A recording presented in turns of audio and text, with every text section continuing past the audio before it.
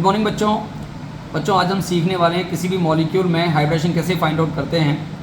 यहाँ पर कुछ ट्रिक्स हैं जिससे आप किसी भी मॉलिक्यूल के सेंट्रल एटम का बहुत आराम से हाइब्रिडेशन निकाल सकते हैं। सबसे पहले हमें पता होना चाहिए कि जो हमारा सेंट्रल एटम है, जो भी मॉलिक्यूल गिवन है उसका सेंट्रल एटम क्या होता है। किसी भी मॉलिक्यूल में सेंट्रल एटम का मतलब है वो इलेक्ट्रॉन जो अपने टाइप का अकेला हो या लीस्ट इलेक्ट्रोनेगेटिव हो।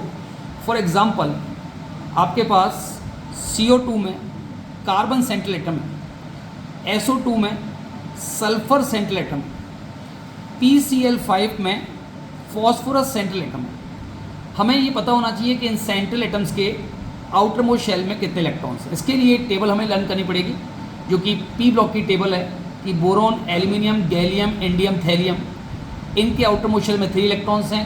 कार्बन फैमिली में 4 इलेक्ट्रॉन्स हैं, नाइट्रोजन फैमिली में 5 इलेक्ट्रॉन्स हैं, ऑक्सीजन फैमिली में 6 इलेक्ट्रॉन्स हैं और हेलोजन्स में 7 इलेक्ट्रॉन्स हैं और हीलियम के अलावा बाकी सब में 8 इलेक्ट्रॉन्स हैं।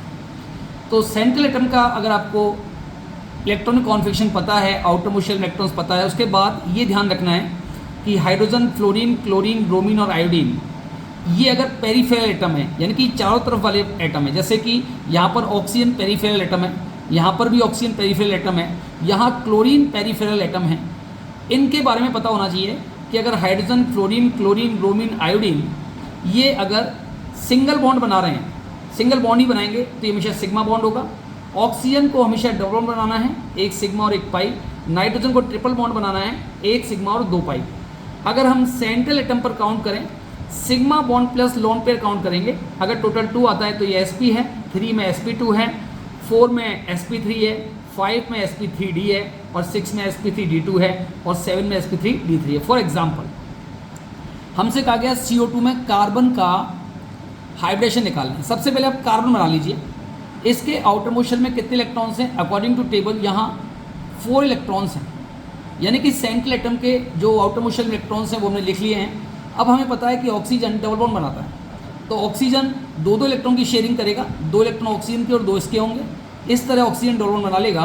और अब इसमें आप देखेंगे कि सेंट्रल एटम है उसने कितने सिग्मा बनाए हैं। सेंट्रल एटम ने 2 सिग्मा बनाए हैं और सेंट्रल एटम के पास कोई भी लॉन पेयर नहीं है, यानी कि 2 sigma plus 0 lone pair, total आपका 2 आ गया।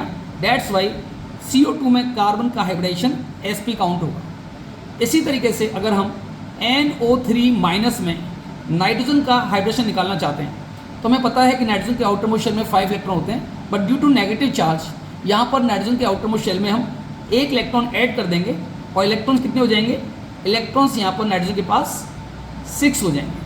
अब फिर से पेरीफेरल एटम ऑक्सीजन है जो कि डबल बॉन्ड बनाता है, यानी कि 2 इलेक्ट्रॉन ऑक्सीजन के और 2 नाइट्रोजन के शेयरिंग करके डबल बॉन्ड बना लेंगे और हम पाएंगे कि यहाँ पर नाइट्रोजन ने 3 सिग्मा बॉन्ड बना लिए हैं, लेकिन लॉन पेयर 0 है, टोटल 3 आया है और यहाँ पर हाइब्रिडेशन NO3 माइनस का sp2 हो जाएगा। इसी टाइप से अगर आपसे कहा जाए कि PCl5 में या PCl5 PCl4 प्लस ले लीजिए, PCl4 प्लस में हाइब्रिडेशन बताइए, तो PCl4 प्लस में सेंट्रल एटम कौन है? फॉस्फोरस। आउटर मोस्ट शेल में कितने इलेक्ट्रॉन्स हैं? 5, लेकिन पॉजिटिव चार्ज आ चुका है, 1 इलेक्ट्रॉन कम करना पड़ेगा, तो इलेक्ट्रॉन बचेंगे यहाँ पर केवल 4 और क्लोरीन बनाता है सिंगल बॉन्ड। और इस तरीके से फॉस्फोरस ने 4 सिग्मा बॉन्ड बनाए हैं, लॉन पेयर है ही नहीं, 0 लॉन पेयर है और हाइब्रिडेशन आ जाएगा इसका sp3। एक एग्जाम्पल ऐसा लेते हैं, इसमें लोन पेयर है, हम एग्जाम्पल लेते हैं H2O का लेते हैं। ऑक्सीजन यहाँ पर सेंट्रल एटम है, अकेला एटम है, इसके आउटर मोस्ट शेल में कितने इलेक्ट्रॉन्स होते हैं? 6, 1 2 3 4 5 6। अब हम जानते हैं हाइड्रोजन अगर पेरीफेरल एटम है it will form single bond, यानी कि सिग्मा बॉन्ड बनाएगा और 2 हाइड्रोजन एटम हमने यहाँ पर लगा दिए हैं जिन्होंने 1 इलेक्ट्रॉन की शेयरिंग से बॉन्ड बना लिया है। अब यहाँ पर लॉन पेयर 2 बच गए हैं, यानी कि 2 सिग्मा बॉन्ड और 2 लॉन पेयर, टोटल 4। इसलिए अकॉर्डिंग टू टेबल यहाँ पर ऑक्सीजन का हाइब्रिडेशन हो जाएगा sp3। Thank you.